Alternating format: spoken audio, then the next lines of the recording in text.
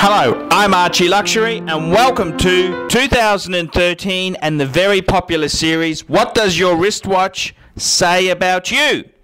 And we're going to start this year's reviews with a look at one of my all-time most despised brands, which is Breitling. And I had a Scottish geezer who was my boss, and he really exemplifies all the things I despise in the Breitling brand. And the reason I'm actually in this video here is what does your wristwatch say about you, Breitling, and not a particular Breitling model, is because most Breitling buyers, governor, they wouldn't have a fucking clue what model they bought. They just want something fucking blingy.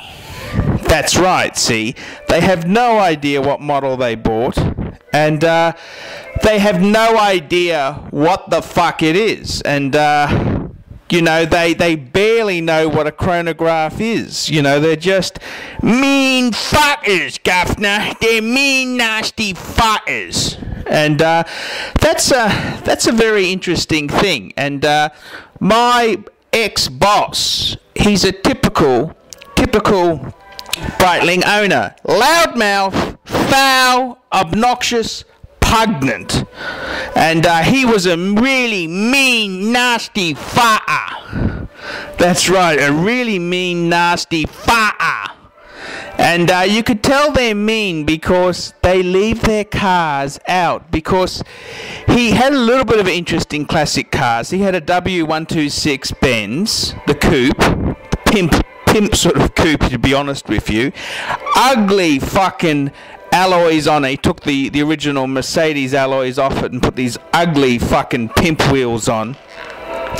And you know, the interesting thing is, I was talking to him about classic Mercedes. I owned a Pagoda at one stage, a 230 SL, and I said, oh, how do you go garaging it? Oh, I just leave it out. You don't need to garage cars. And I just knew he was a nasty, mean fucker. And this is how most Breitling people are. They want bling. They want bling, bling, bling. They have no idea about movements. They have no idea about what model. Is it a chronograph? Is it a Navi timer? Is it a Super Ocean? Is it a chronomat? In his case, he had a chronomat. He didn't know it was a chronomat. And this is the sort of inept fuckers who buy Breitling. And he also, you know, I said to him, I said, oh, I wouldn't be, he used to run his chronograph function 24/7. It was continually running. And I said, well, I probably wouldn't do that. And I said, the other thing I wouldn't do is take it in the pool. He goes, oh no, I take it in the pool all the time. A typical Scottish fucker. Mean, nasty fucker. And all I can say is that the only justice with these fuckers is that eventually when the water gets through, because, I mean, fuck me dead, it's a chronograph, he'll be up for a fucking huge repair bill. So, you know, that's the only justice in it. But, I mean, most of these Breitling fuckers, they know nothing about watches. They're mean, nasty fuckers. Breitling is very popular with working class, lower middle class Brits who've suddenly come into the money. When I say come into the money, they're no longer working as rent boys or, you know, just on the bones of their ass. They got a little bit of money in, so they want something blingy and flash, and they buy a big Breitling. That's what they do. They buy a big fucker, and it makes them feel like the men that they pretend to aspire to. Okay, that's what they are. They're pretenders. Breitling owners are pretenders. They've got no substance. They're all surface. They're really, you know, Breitling owners are like gold plating, you know, about 40 microns thick at max. And they're just mean, nasty fuckers.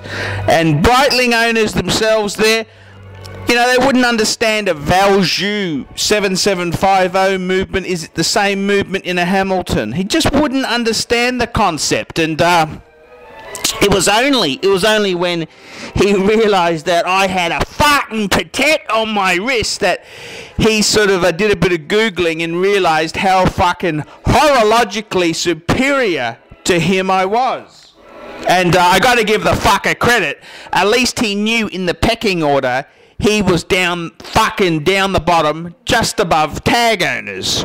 And that's where I'd put a Breitling owner. Marginally above Tag Owners.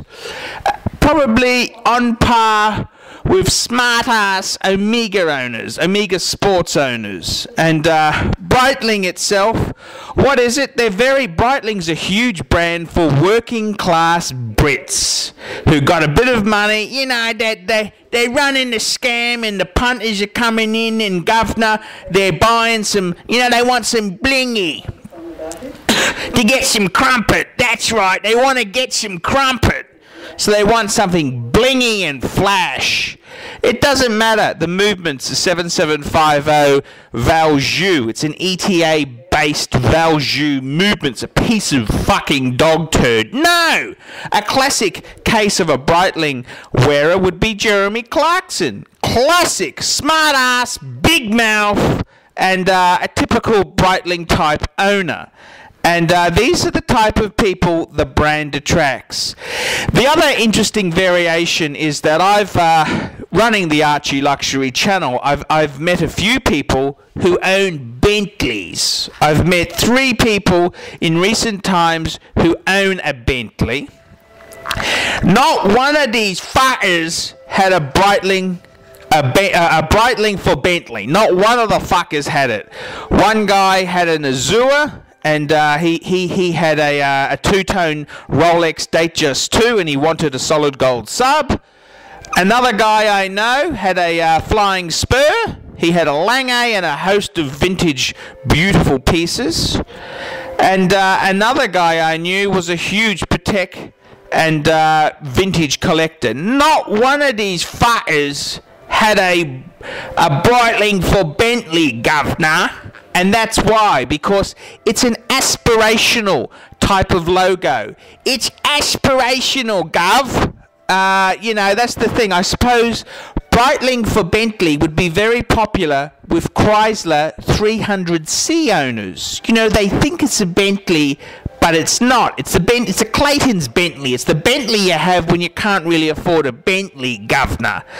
And that's an interesting demographic. It's very, very aspirational. It's what they think the rich would have. And it's very fucking interesting, governor. It's very fucking interesting. And Breitling itself, it attracts flash geezers of working class and lower middle class stock who like to flash the cash around a bit to get some crumpet. And that's all it is. It's show with no substance. I'm ArchieLuxury. I hope you agree with my characteristics of a Breitling wristwatch. Please tell me your opinions, and please tell me if I've got it 100% right. See you later.